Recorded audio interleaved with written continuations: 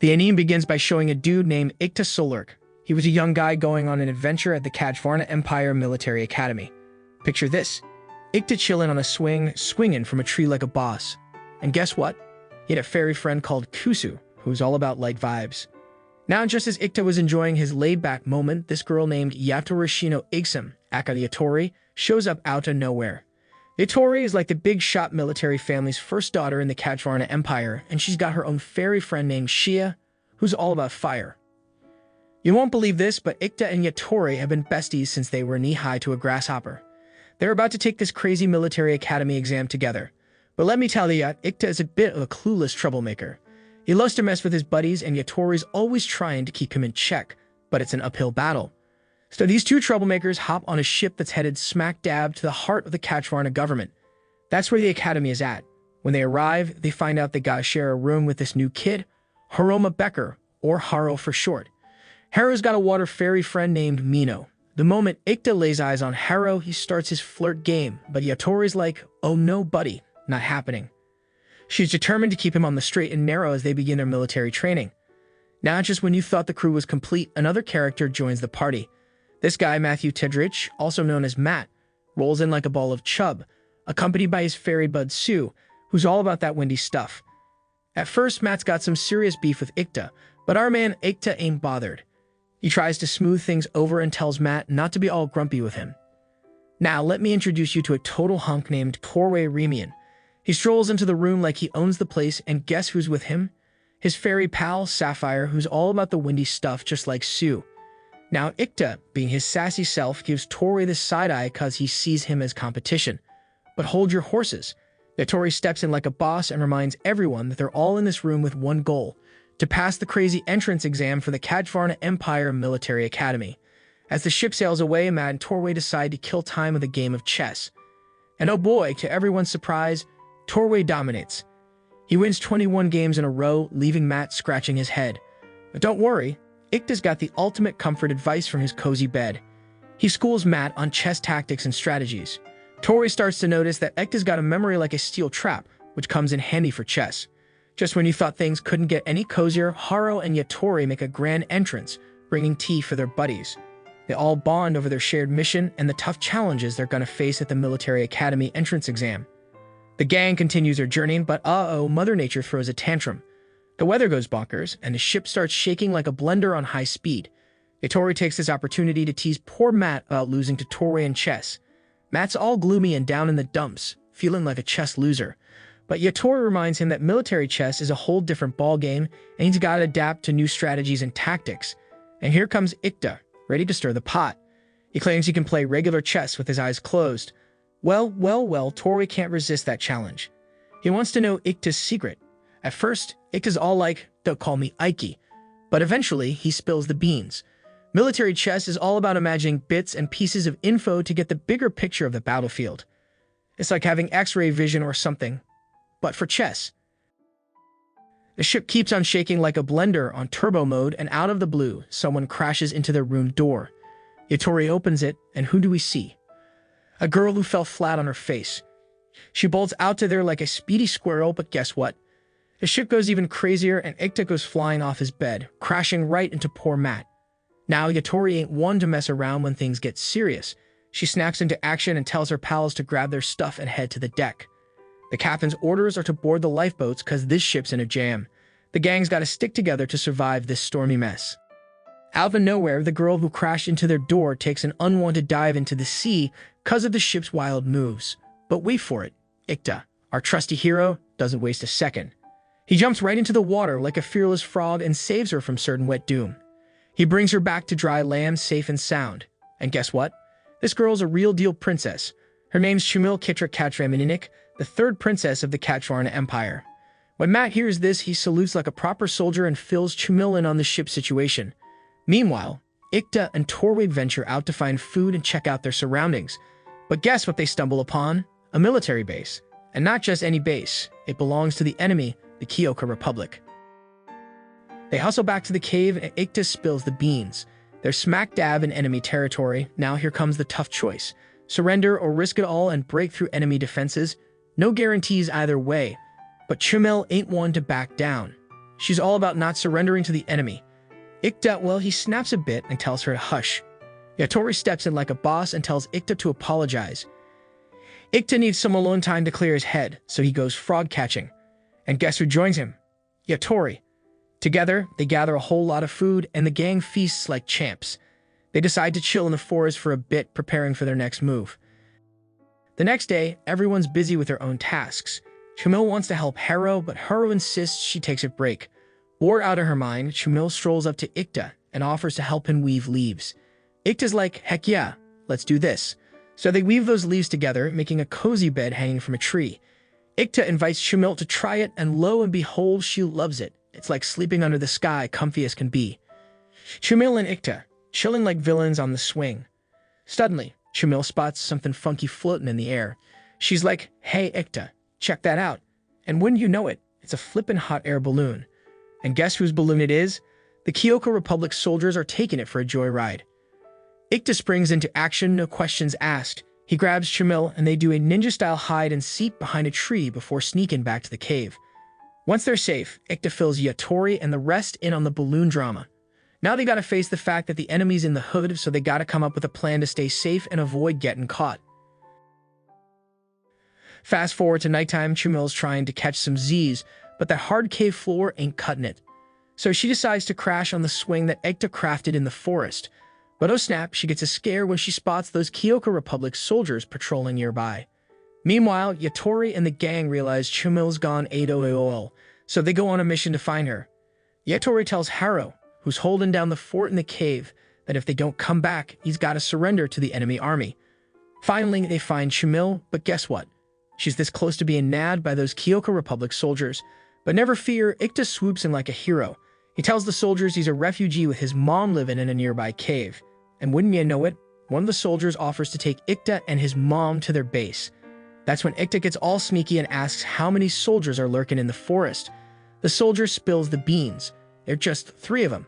Well, that's all the info Ikta needs. Ikta and his crew kick it into high gear. They take down those soldiers like a bunch of boss warriors. Except for one poor fella who's left critically injured. Ikta tries to squeeze some info out of him, but no dice. The guy croaks before spilling any juicy secrets. Bummer, but Ikta's got one last trick up his sleeve. He asks the soldiers' fairy buddies to hand over their spirit stones since their masters are gunner. And believe it or not, those fairies actually comply.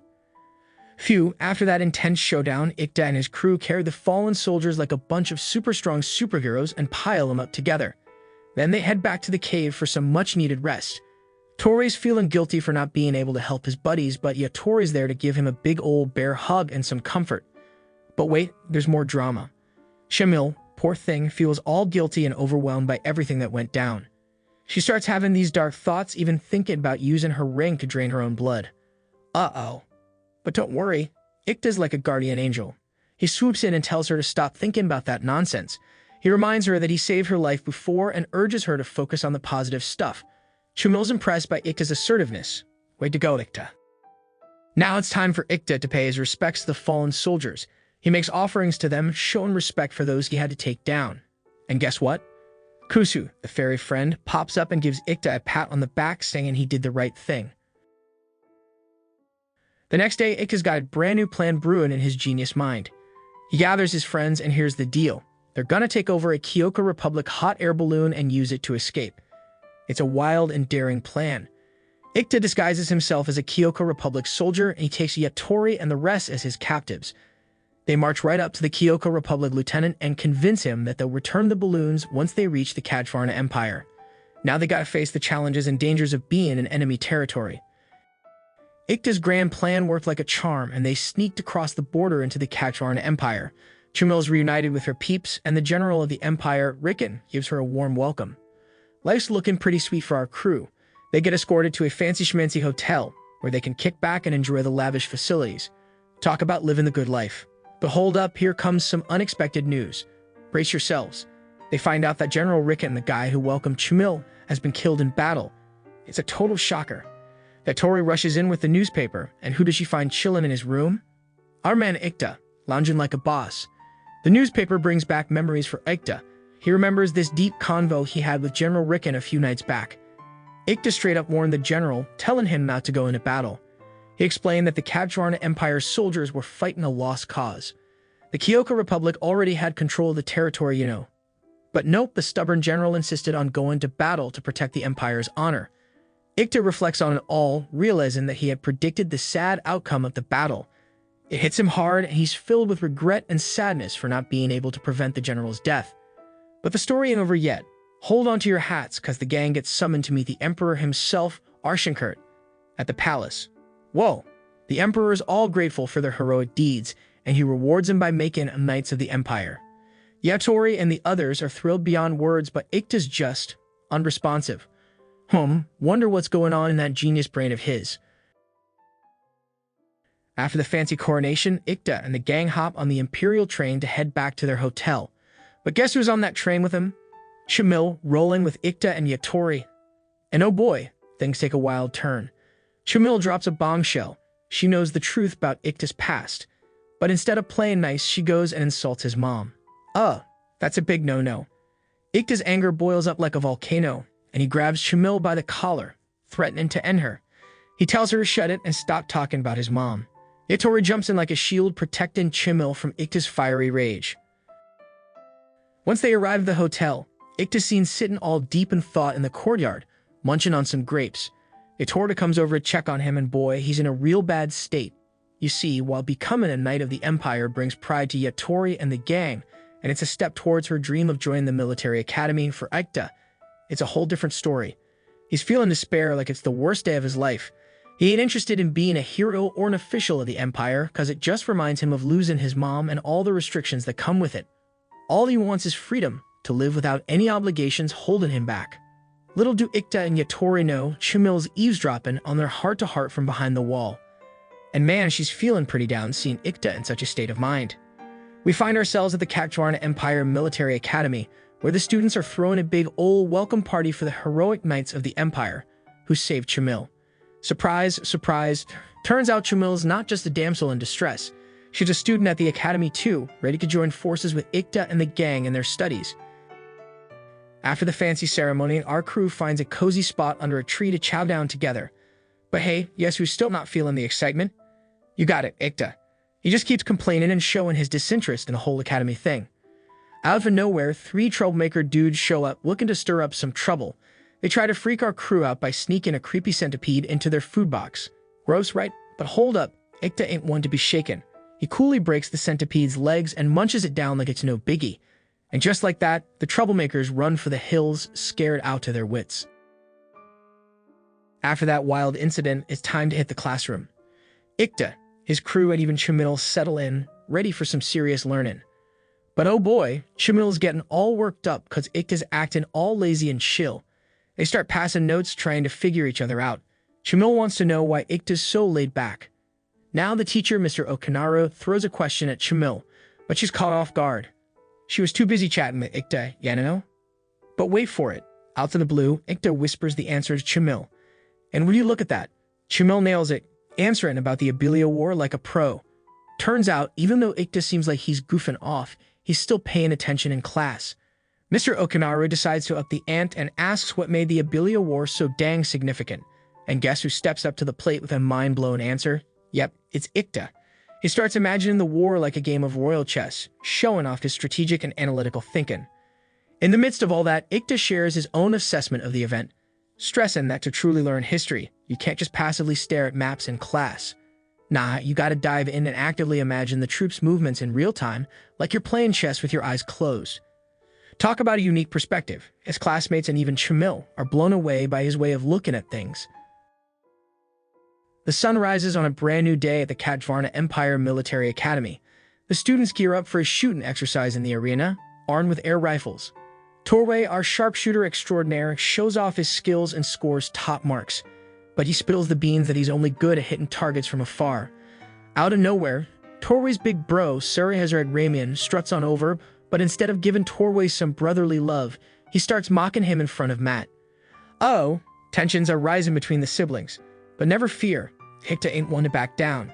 He jumps in the ring and starts poking at Sarahizrag, stirring up trouble like it's nobody's business. Despite Sarahizrag's threats, Ikta keeps provoking him, pushing all the right buttons to make him blow his top. But just when things are heating up, Chamille and Yatori come to the rescue, raking up the brawl. Ikta drops some knowledge bombs about war strategy, saying that if it's 5 against 1, the lone soldier can be replaced. He turns to Yatori, asking her to step up and give Sarahazrag and his crew a taste of defeat. And boy, does she deliver. Yatori takes him all down like a boss. Sarahazrag and his buddies beat a hasty retreat, but not before threatening to seek revenge on Ikta. Oof, it's got a sting. Harrow steps in to patch up Ikta's wounds, and Chamille realizes that Ikta had planned for her and Yatori to swoop in and save the day. Yatori reassures Torway that Ikta's tough as nails and not to worry about him. But Torway still feels guilty about his brother treating Ikta that way. Now, Ikta turns to Torway for a little chat.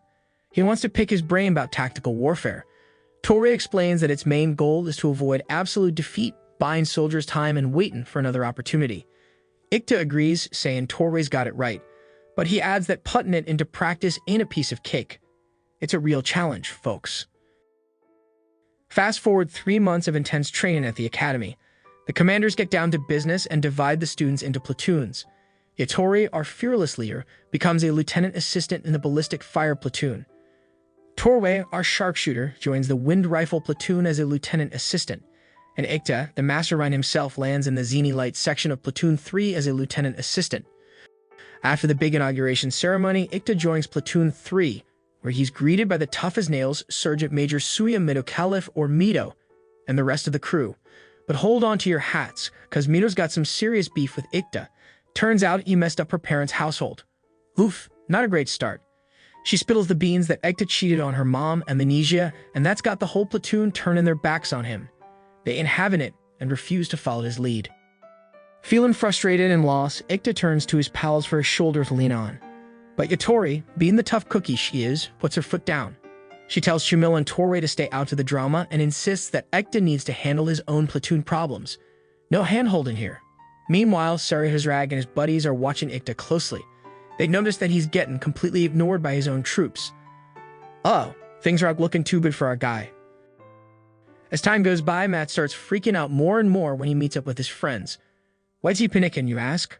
Well, they're all gonna participate in a war simulation. Yep, it's gonna get intense. Matt spills the beans that the 6 platoons will be split into 2 groups, and they'll be using paint bullets for the exercise. But here's the catch. Yatori, Sarahazrag, and Torway Remion are leading the camp. No wonder Matt's sweating buckets. He's scared the senior officers will intimidate the fresh-faced rookies. But leave it to our cool cat Ikta to brush it off like it's no biggie. He casually mentions that the seniors are friendly and he kinda wants them to put the juniors in their place. Curiosity getting the best of him, Ikta decides to dig deeper into the reason behind Mito's intense hatred. He approaches her, ready to get some answers. He wonders if it's because of his relationship with Mito's mom. And boy, does Mito spill the tea. Turns out, she despises Ikta because she thinks he's physically weak and not fit to be a platoon commander. Ikta, fueled by his determination, challenges Mito to a bet. He lays it all on the line, saying that if he wins the war simulation exercise, he'll reclaim his spot as the leader of the 3rd platoon and take charge as their commander once again. Mito, intrigued by Ikta's offer, can't help but ask what happens if he loses. Ikta, never one to back down, tells her straight up that he'll be a good sport and follow her orders, sitting behind a desk as an officer. After some back and forth, Mito finally agrees to the bet, and the stage is set for an epic showdown in the war simulation exercise. The tension's rising and the excitement's in the air. As the simulation kicks off, Ikta takes command of the 1st platoon group, leading them through the southern part of the forest. But hold on tight, cause things are about to get tricky. Ikta throws a curveball at his troops, asking them to leave their gear behind and head back on their journey. Mito ain't too thrilled about this and protests, but Ikta's got a plan up his sleeve. He calmly explains that it's all part of his master strategy and he ain't got time for complaints. He even asks his troops to camp in spots that ain't on the map. Mito protests again, but Ikta shuts her down with his logical explanations. Mito can't help but be curious, so she asks Ikta how he knows the forest so dang well without a map. And what does our cool and collected Ikta say? He just brushes it off casually, saying he's got a great memory that helps him read the forest like a pro. No biggie, right? Talk about impressing everyone with his unique perspective and clever strategies. It's the 3rd day of the war simulation training, and Sarahazrag's troops are waiting for Platoon 1 to show up. But guess what? Platoon 1 decides to go rogue and sets up camp somewhere else, causing a whole lot of confusion. Yatori fills Sarihazrag in on the situation and tells him that Platoon 1 is camping upstream. Well, that really grinds Sarihazrag's gears, so he orders Platoon 2 to head to Platoon 1's location, while asking Yatori to attack the enemy troops and split them up. But hold up, Yatori ain't having it. She reminds Sarihazrag not to act all rash and tells him that Platoon 1 has control over the fighting area. Sarihazrag, getting mad as a hornet, ain't happy with Yatori's refusal to follow his orders. So what happens next? Yatori and her troops gotta backpedal and retreat, while Sarihazrag stays put, waiting for the enemy to attack.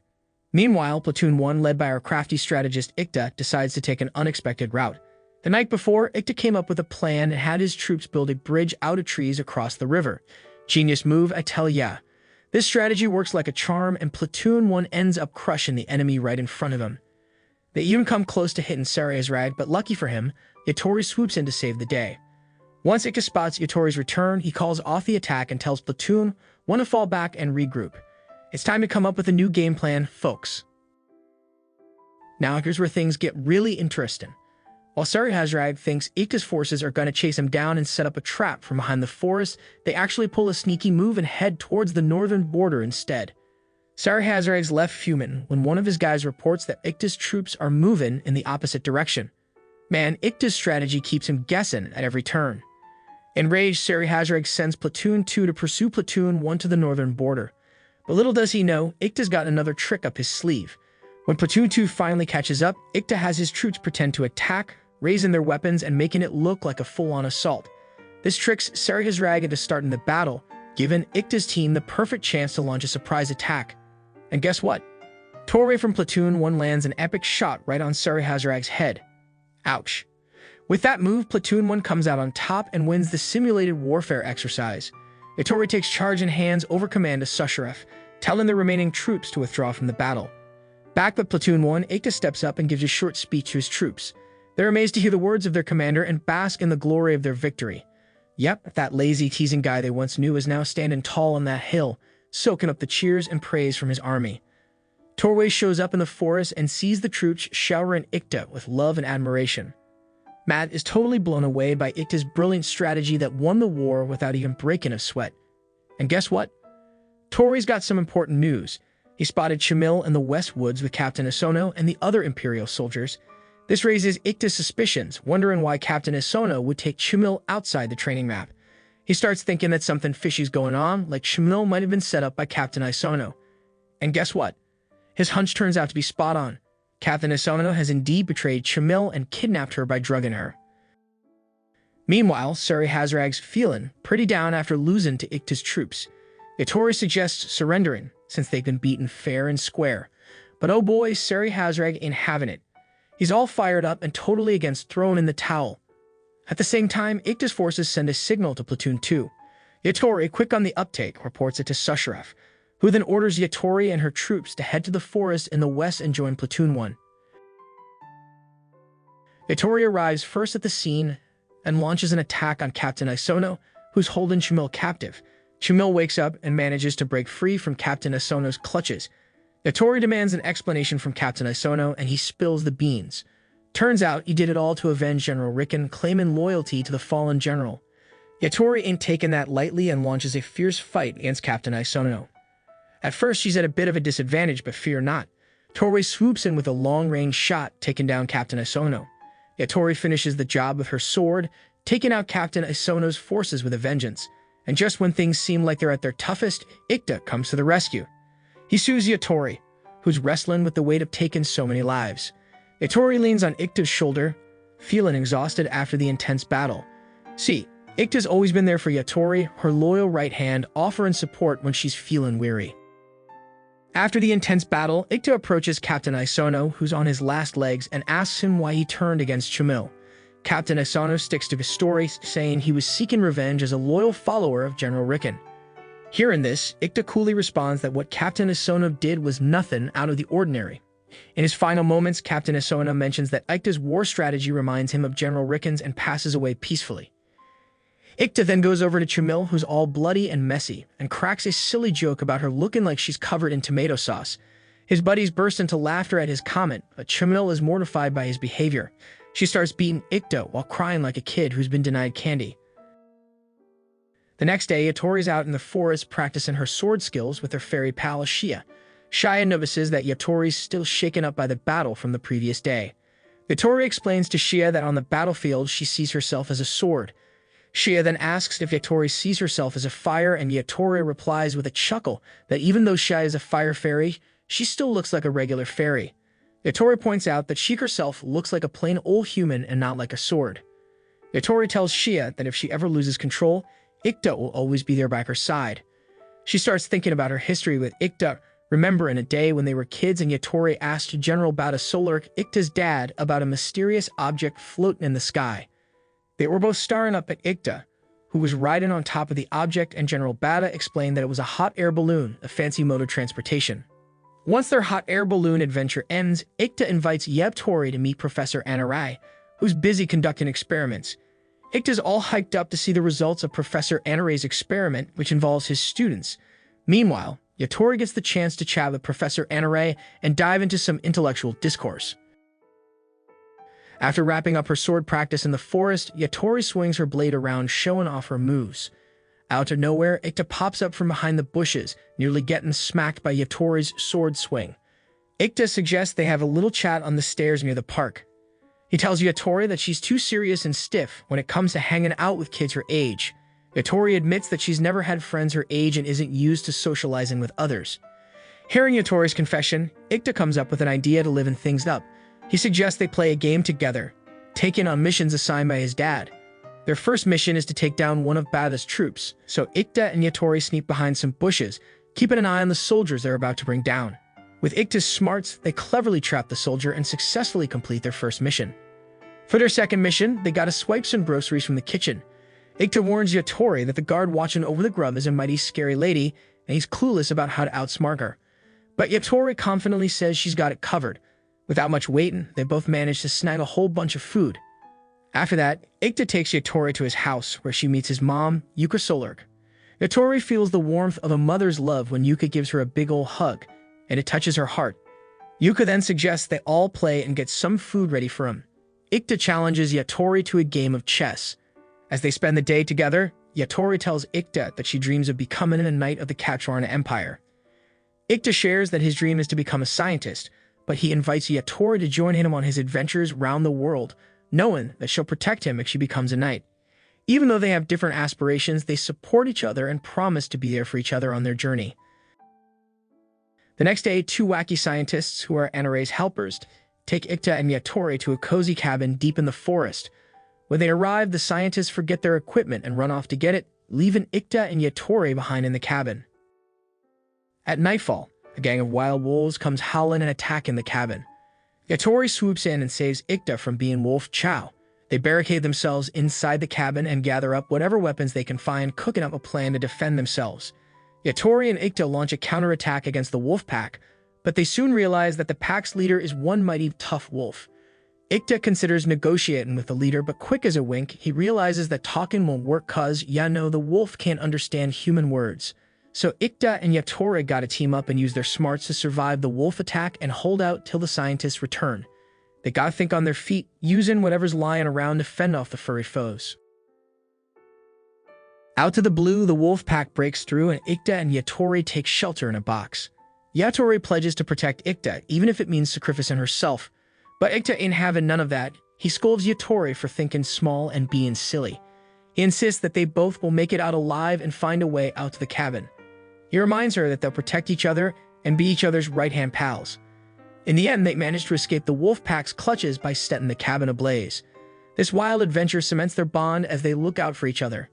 Afterward, Yatori gets word that General Bad has been locked up by the Katjvarna Empire and Ikta and his mom have vanished. Yatori waits, keeping her promise to protect Ikta. Finally, Ikta returns and he tells Yatori that they're going on another adventure together to a whole new place. The scene switches to Matt and Haro locked in an epic chess battle. No matter how hard Haro tries, she just can't seem to beat Matt. Frustrated, Haro asks Matt if he's some kind of chess genius and wonders why she can't beat Yatori and Ikta either. Matt stays quiet for a moment and then says that Yatori and Ikta are just different. Haro takes it the wrong way and assumes he means they're better because of their social status. Matt gets upset and storms off, declaring that he's off to the library to study war strategies. As Matt walks away, he's determined to prove himself and earn the respect of others. Meanwhile, Torway is busy training to become a top-notch sniper and overcome his weaknesses in close combat. He's got his sights set on proving himself and gaining the admiration of his fellow soldiers. The next day, Haro approaches Ikta, who's busy reading a letter under a shady tree. Curiosity gets the better of Haro, and she asks what's in his hand. Ikta casually tells her it's a chest left by his teacher, Professor Anare, full of research materials. Haro's left scratching her head, not really getting what he means. Ikta, not one to exert himself, decides it's easier to leave her hanging and walks away. Ikta meets up with Matt and Torway, and they start chatting about their upcoming journey to the North Garrison. Ikta casually mentions that there's a tribe called Shinnak up there known for their drop-dead, gorgeous women. Matt's face turns as red as a tomato as he imagines the beautiful faces, but he quickly catches himself, knowing better than to trust Ikta, the king of flirtation. But as Ikta starts explaining more, Matt starts to buy into it. Just then, Chamille, Yatori, and Haro show up. Chamille asks what the gang is talking about, but Yatori shuts her down, saying it's not something she needs to know. Ikta starts teasing Haro, making her blush like a ripe tomato. Yatori can't resist and gives Ikta a good whack, warning him to keep his promises to the ladies. Long story short, Ikta and his crew, including Chamille, finally reach the North Garrison and are greeted by General Safida, who goes on and on with a never-ending speech. General Safida invites everyone to a meal, but honestly, everyone's bored out of their minds at the reception. In no time, this cool lieutenant named Sazarov walks up to Ikta and asks him for a little chat. But oh, look who's joining the party. Chamille struts over at Ikta, just as he's deep in conversation with Sazarov. Meanwhile, this burly dude named Daikun decides to throw down a challenge to Yatori. He hands her 2 swords, thinking he's all tough, but Yatori tosses one of them aside like it's no big deal. She tells Daikun that she'll take him on with just 1 sword. The battle between these knight badasses kicks off right there in the party hall, with tons of folks gathering around to watch. Chamille can't help but whine, wondering why they always bring in knights from the Igsem family to fight. Ikta overhears and explains that everyone wants to spar with the Igsem crew because they're directly linked to the Katjvarna Empire and their duty is to protect the Empire with their insane sword skills. Plus, the Igsem family is famous for being double sword wielders, and they do it with some serious power. Ikta gives Chamille a word of caution, telling her not to exploit Yatori's loyalty to the Igsem family just to satisfy her own ambitions. And guess what? Yatori totally schools Daikun with just 1 sword, and they end the battle with a good old handshake as fellow knights. The next day, all the academy students team up with the northern garrison for a trip to the Shinnak tribal region near the mountain. Sazarov wants to have a chat with Ikta about the Shinnak tribe, but he realizes that Ikta is nowhere to be found. Mido claims that Ikta purposely bailed because he had some other important stuff going on. Meanwhile, there's this sergeant dude named Kusoga who's wrecking bookshelves left and right, books and all. Along comes a lady named Kana, pleading with Kusoga not to wreck those precious books because she loves reading them. Turns out, Kana is a science enthusiast and has a real thing for Professor Anare's theories, but Kusoga is all riled up and won't listen to Kana's plea. He even tries to whack Kana with a book, thinking she's defying orders. Just then, in swoops Ikta to save the day. Ikta gets into a scuffle with Kusoga, purposely making a spider fall on the poor guy, which freaks him out and sends him packing. Ikta's always been a charmer, ready to lend a hand to the ladies, including Kana. But here comes Sazarov, on the hunt for Ikta to punish him for his shenanigans. Sazarov drags Ikta off to prison and sentences him to a whole 3 days behind bars. Just as they're about to lock Ikta up, he manages to sneak a peek into one of the cells using the light from Kusu. And boy, does he spot something juicy being kept locked away. Eventually, after 3 long days, Ikta's released and shows up in front of his pals looking worn out and parched. They give him a drink and he plops down, resting his tired body on Chamille's lap. But true to form, Ikta keeps teasing Chamille, which makes her all worked up and ends with her giving him a good punch. The next day, Yatori hops on a horse and joins Major Toke's crew as they ride towards the city.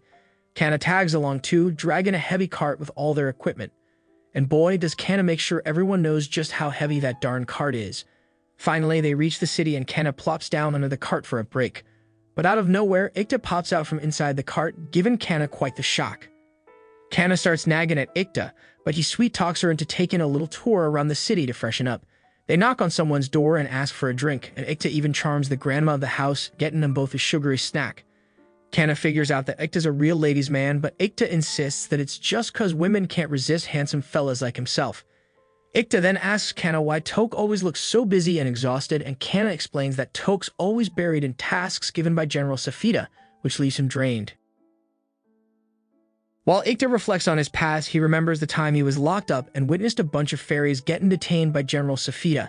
His fellow prisoner Sazaruf explained that General Safida was trying to suppress a rebellion by the Shinnak tribe by capturing their ferries. But Ikta argued that it was a dangerous move that would only fuel a bigger rebellion. Listening in on their conversation, Kana, another prisoner, brought up the teachings of Alderamin and how the North Garrison's actions against the Shinnak tribe might have been a mistake. Kana also mentioned that the Shinnak tribe had some strange beliefs because their ferries didn't come from the gods like Alderamin. This revelation got Ikta wondering about the teachings they've been following all this time, because the Shinnak tribe's ferries didn't pay any mind to Alderamin, unlike other ferries who were supposed to be connected to the god Alderamin. Ikta gets all excited about Kana's analysis and says that she's breaking free from the god's curse by challenging the teachings of Alderamin. He even asks Kana to dance with him, but their celebration gets cut short by the sound of gunshots coming from the next building. Yatori hurries over to check on their buddy Tok's safety. To their shock, they discover that the higher-ups of the northern garrison, including Tok, have been brutally murdered by the Shinnak tribe. Filled with grief, Yatori asks for permission to go after the Shinnak tribe. When they reach the border, Yatori spots the Shinnak tribal troops gathered on the cliffs and mountains. She walks up to one of the Shinnak tribesmen named Nanak and asks why they killed Major Tok and the others. Nanak spills the beans, saying their ferry was snatched away by General Safida and the rights of the Shinnak tribe were stripped, leaving them outcasts. Understanding the situation, Yatori asks Nanak about the real desires of the Shinnak tribe. And guess what? Nanak turns out to be the leader of the Shinnak tribe and declares that a holy war is on the horizon. Later in the afternoon, the soldier reports to General Safida about the Shinnak chieftain's war declaration, and General Safida sees it as a full-blown rebellion against the Katjvarna Empire. He decides to wipe out their territory. Meanwhile, Ikta and his pals gather round to talk about the Shinnak tribe. Ikta suspects that someone may have intentionally triggered this war. The next day, General Safida sends a whole bunch of Katjvarna Empire soldiers to attack the Shinnak tribe in the valleys and mountains. The war officially kicks off. Meanwhile, Ikta and Torway manage to get some weapons from Professor Anaray's coffin, and they hurry to the warrior camp to provide reinforcements against the Shinnak tribe's forces. Ikta then requests to join a meeting with General Safida and the other commanders to plan a joint attack. After the meeting, Ikta and his crew head back to the barracks and keep a close eye on the troops they lead. Eventually, Ikta reunites with Hero in the barracks and invites her to grab a bite. Hero shares her dream of building a hospital for wounded soldiers so they can get immediate treatment. Ikta understands Hero's passion because she's a medic in the war. But here comes the twist. The Shinnak tribe launches a surprise attack on the army barracks, catching the soldiers off guard. Ikta takes charge and leads his troops, along with Matt and the others, in defending against the Shinnak tribe's assault. Yatori charges ahead with her sword, rallying her own troops for battle. It's a fierce fight, but thanks to Yatori's leadership and the combined efforts of the Academy and Northern Garrison troops, they manage to defeat the enemy forces attacking their barracks. Mito, one of Ikta's subordinates, reports to him that they easily crushed the enemy and suffered no casualties on their side. Ikta reminds Mito that they shouldn't take things for granted because easy victories come with a price. As the story continues, we see Kana and her buddy at the main headquarters. Kana takes care of her injured friend, showing genuine concern and kindness. Her friend is touched by her actions and comments that Kana reminds him of his own mother. Kana chuckles and reveals that she was once married, but her husband passed away. Sadly, after his death, Kana was rejected by her husband's family, which led her to join the Katjvarna Empire army. She looks back on the good times where she read lots of books and learned about the world. While they're chatting away, the Shinnak tribe launches a surprise attack on their headquarters from all directions. The next day, Ikta and his pals meet Lieutenant Nazir, who complains that their food supplies were swiped by the enemy forces. So Nazir assigns Ikta's platoon and Matt's platoon the task of getting more grub for the main headquarters. Ikta suggests that Nazir join him on the mission, but Nazir declines, urging him to hurry with the food supply. Confidently, Ikta states that if he's given Torway's platoon, they can snatch food from the enemy in just an hour. After convincing Nazir, Ikta and Matt start scoping out the enemy fortress, but Matt ain't so sure about the attack plan Ikta and Torway have cooked up. Meanwhile, Torway and his troops start taking out the enemy from a distance, shooting them down one by one, sending them toppling. With Torway's successful attack, Ikta orders his troops to advance and charge at the enemy, and guess what?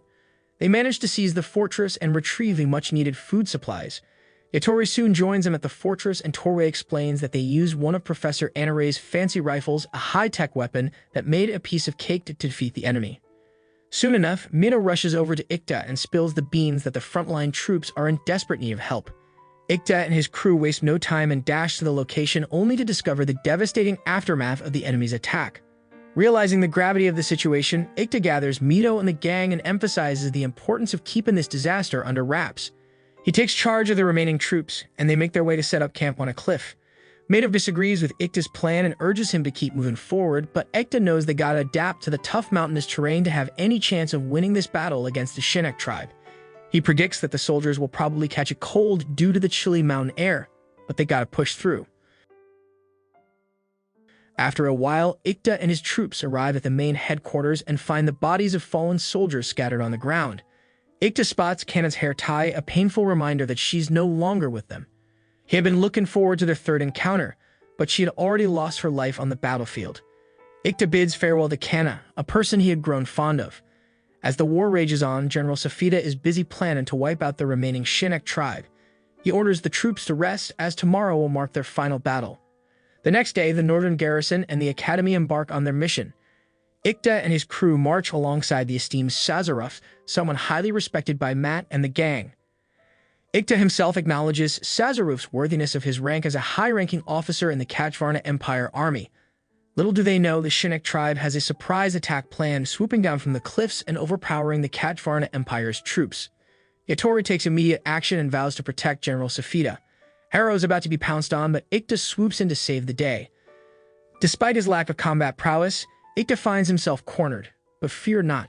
Daikon steps up and encourages him to rise up and face his enemies head-on. Harrow survives the ordeal, although she's left shaken in her boots. On the other side, Yatori engages in a fierce showdown with Nanak, who has her sights set on General Safida. The battle rages on, and in the end, Yatori emerges victorious over Nanak. However, a sudden cry rings out, and Yatori turns to witness Daikon suffering a serious injury at the hands of a different army called Kalakang. Without a moment's hesitation, Yatori charges at a cloaked figure from the Kalakang army, ready to take him down. No matter how hard Yatori fought, she couldn't defeat the enemy, and he slipped away into the abyss. Yatori then checks on Daikon, who's in critical condition, and he whispers something to her before taking his last breath. Ikta and the gang grieve the loss of their dear comrade and hero Daikon. Meanwhile, Nanak manages to escape and returns to her village only to discover it reduced to ashes. She rushes into the elder's house and is horrified to witness the northern garrison troops brutally massacring the tribal leader. Filled with fury and a thirst for revenge, Nanak unleashes her wrath upon the soldiers, single-handedly taking him down. But in a twist of fate, her weapon gets stuck in the final soldier, and she's captured. Just as the soldiers are about to torture Nanak, Ikta and Yatori swoop into the rescue. Ikta, realizing that Nanak is a woman, springs into action, pummeling the soldiers and shielding her from harm. Then he turns to Yatori and asks her to check on Nanak's condition. In the end, the war officially comes to an end as the Shinnak tribe's leader is captured. Sazaruf and the gang breathe a sigh of relief, but their peace is short-lived when an envoy from the Kioka Republic arrives, delivering an ultimatum to General Safida, demanding the release of the Shinnak elves. In response, General Safida entrusts Sazaruf and the others, including Ikta, with the task of negotiating with the Kioka Republic. As they embark on their mission to meet the envoy, they soon uncover the Kioka Republic's manipulative scheme. It turns out the Kioka Republic had been using the Shinnak tribe as pawns to instigate a war. Ikta and the gang realize they've been played like a fiddle, lured into a grueling battle against the Shinnak tribe that left their forces depleted and unfit for yet another war. After giving his report to General Safida, Ikta presents his plan to Sazaruf, who then brings it to the attention of the general. Sazaruf explains that their army of only 600 soldiers will triumph over an enemy army of 12,000 soldiers. It may sound crazy, but it's actually Ikta's ingenious plan, and Sazaruf is in charge of executing it. Ikta suggests enlisting the help of the Shinnak tribe, and General Safida approves, granting Ikta full authority to devise the strategy. Ikta and Yatori visit Nanak in the prisoner's tent, where Ikta offers his sincere apology by cutting his little finger 3 times, a Shinnak tradition. Nanak forgives him and agrees to assist them in the upcoming battle. Ikta also reveals the truth about the war between the Shinnak tribe and the northern garrison, exposing it as a scheme orchestrated by the Kioka Republic. Upon understanding the situation, Nanak allows her troops to join forces with Ikta, who turns out to be her childhood friend. Nanak is thrilled to see him again. A few days later, the Katjvarna Empire soldiers set fire to the forest to hinder the advance of Aldera's holy forces, but Aldera's forces choose to extinguish the flames. Ikta starts suspecting that someone is pulling the strings behind this war and the enemy's strategies. Yatori mentions that the Republic of Kioka sent a young lieutenant named Jin to aid the kingdom of Aldera. Sazarov reveals that Jin is also known as the General of the Scraper of Light. Ikta and the others devise a plan to counter Aldera's forces. The next day, Ikta and his army find themselves waiting behind a burning forest, ready to face Aldera's forces. But Ikta's confidence wavers when he learns that the general of the Republic of Kioka, Jin, is a skilled strategist. With only 600 soldiers and an additional 120 from the Shinnak tribe, they are vastly outnumbered by the enemy's 12,000 soldiers. To make matters worse, Jin himself joins the battle, making it a tough and lengthy fight. At the beginning, Ikta is caught off guard by Jin's surprise attack, causing his army to scatter. However, with the help of Yatori and others, Ikta manages to turn the tide and break through Jin's offensive. Afterward, Ikta orders his troops to retreat so they can regroup and rest. Shortly after, a dispute arises between Ikta and Mito regarding their fallen comrade who sacrificed their life to save Nanak in the previous battle. Nanak is upset with Ikta's seemingly indifferent attitude towards the loss, considering that their comrades had given their lives to protect the Shinnak tribe. Yatori tries to mediate and resolve the conflict, but Mito's sorrow cannot be appeased with words. Mito departs in tears, feeling that their commander Ikta lacks emotions. The next day, it becomes evident that the Kalakang Road army is preparing to engage the Katjvarna Empire army. Meanwhile, at the army headquarters, Sazarov discusses their next moves with Ikta and the others. Sazarov decides to go on a reconnaissance mission alongside Torway, leaving the rest of the troops to guard the base. Ikta gathers his soldiers to give instructions for their next attack. He plans for them to stay in the area for 7 days, replenishing the fire in the forest whenever it starts to fade to deter Aldera's forces from attacking. Ikta then forms a makeshift army and the mission begins. On the other side, Jin uses a hot air balloon to monitor the number of Katjvarna Empire troops, confirming that they are significantly outnumbered by Aldera's forces. After a few days, Sazarov's forces guard the fortress, ready for the enemy's assault. Torway and his troops stay behind to protect the fort, and to everyone's surprise, the Kalakang forces appear, poised to attack. However, Torway and his troops are able to swiftly eliminate all the Kalakang soldiers using air rifles. Just before the attack, Ikta had given instructions to Torway, foreseeing that Kalakang's troops would strike again soon. True to his prediction, the enemy launched an assault, but Torway was prepared and they managed to survive.